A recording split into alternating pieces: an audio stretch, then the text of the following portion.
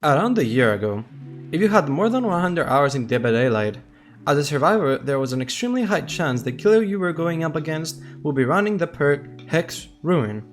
Otherwise, the killer would be getting gen rushed and the game would be over before it even began, but nowadays, Hex Ruin seems to be a little irrelevant as a gen slowdown perk, so what happened to it? Hi everyone, and welcome to today's video. My name is Andrikens, you can call me AK.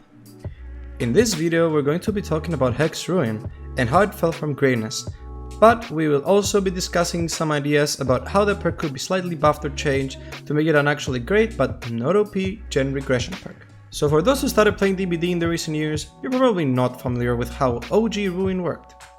Basically, when you are repairing a gen, you would be faced with these red skill checks where if you hit a good skill check, the gen would regress by 5%, and if you hit a great skill check, by 0%. This was considerably annoying to face as a survivor, and pretty much the game couldn't progress until the survivors found and cleansed the Hex Totem, or they kept gen tapping until, after a long time, finally finished repairing the gen. Ruin though wasn't too much of a threat to high skill players, since at some point you do get pretty good at hitting great skill checks. Anyway, after 2 years since its release in the patch 3.5.0, Ruin will receive its rework. Reworks in DBD always seem to be controversial, but not this one.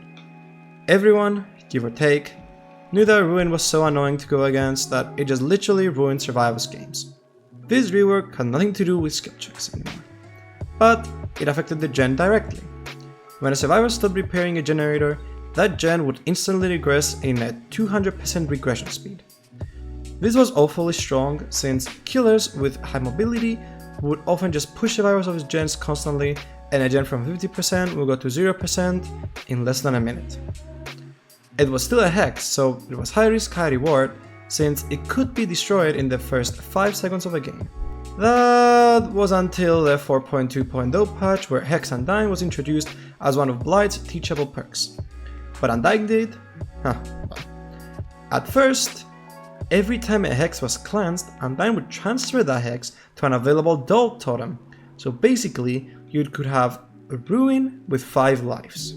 That sounds very fun. Well, Undying was shortly reworked to only give a hex 1 extra life if it was cleansed, and that applied to only 1 hex per game. This basically gave Ruin a second life, so you could use it twice as much, and for at least 2 years, Ruin and Undying was the meta combo all killers were running. Some even took this one step further and put Pop Goes the Weasel in the mix in case Ruin got cleansed to have an extra gen slowdown perk. Then on the infamous 6.1.0 patch, Behavior finally decided to nerf Ruin. And to be honest, they nerfed it a bit too much.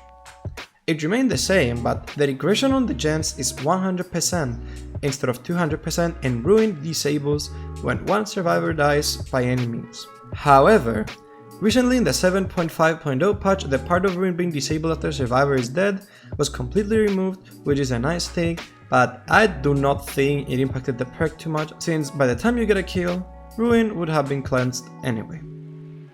It does maintain a decent peak rate of 4.74% from the day I'm making this video, which is not bad, but it's not really as much as other gen regression perks like Pain Resonance, Pop, or Surge, which all of these have a more than 10% peak rate.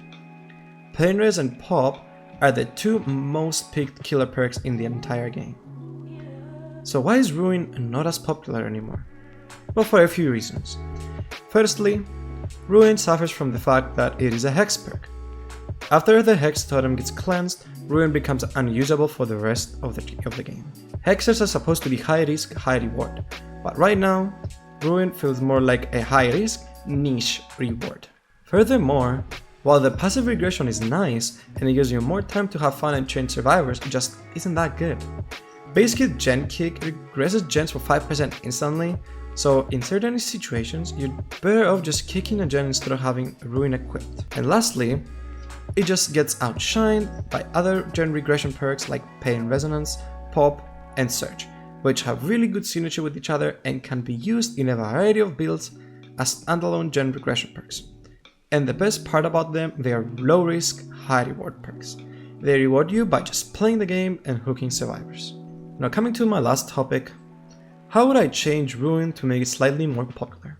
Well, I will simply make the gen regression to either 125% or 150% even, because it is a hex and it is supposed to be high risk, high reward, since it can be easily cleansed and disabled for the whole game.